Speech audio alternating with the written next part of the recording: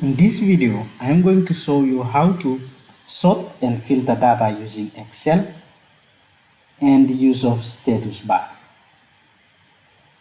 Now, I want you to highlight the header of the data, fill color, make it black, and font color, make it white, bold, and click center. Now, if I want to sort first name so that the first name are arranged alphabetically from A to Z, go to sort and filter, click sort and filter, click custom sort, make sure my data has headers checkbox is ticked,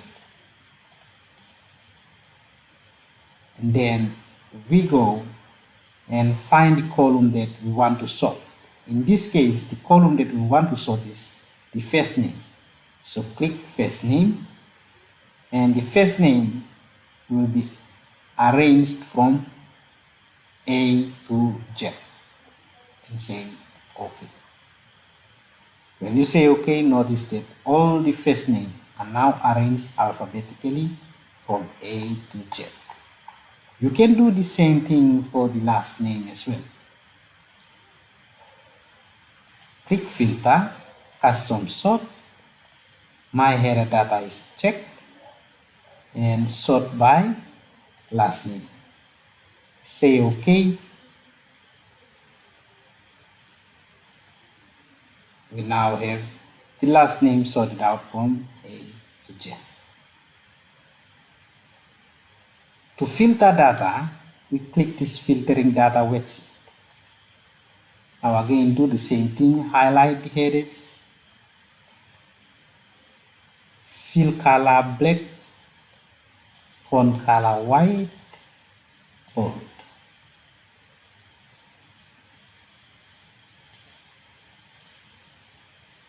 Center. Now, make sure one of the headers is selected. In this case, the gender is selected, and then go to sort and filter again, and click filter.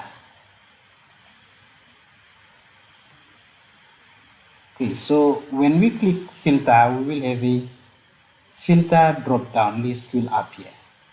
Now, if I want to filter only year 1 students, I will go to the header year 11 and check select all and check only the year 1. Say OK, and Excel will filter only year 1 students in this list. If I want to filter year 1 and year 2, check year 2 as well. Say OK. So this is the list of year 1 and year 2 students. To remove the filter, may come here, clear filter from year 11, and it will bring back to the original data.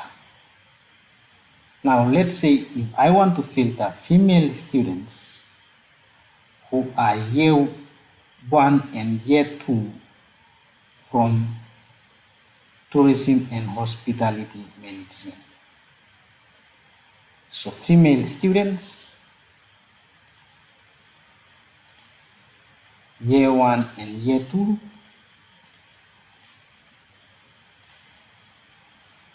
who are in tourism and hospitality management department. Okay. So notice that we do not have any year 1 students, but only year 2 tourism and hospitality management females. Now the use of status bar. The use of status bar, this is called the status bar, this one. It's called status bar. Now if I type 5, 10, 20, and 10. And when I highlight these numbers, notice that the status bar display the average, the count, the mean, max, and the sum of those numbers. If I click a cell, an empty cell, status bar won't display anything. If I click the cell that contain those numbers, then it will show the sum, max, mean, count, and average. So a very simple way of computing the sum, average, mean, count of numbers using Excel is simply by highlighting those numbers. Thank you, and I see you in the next session.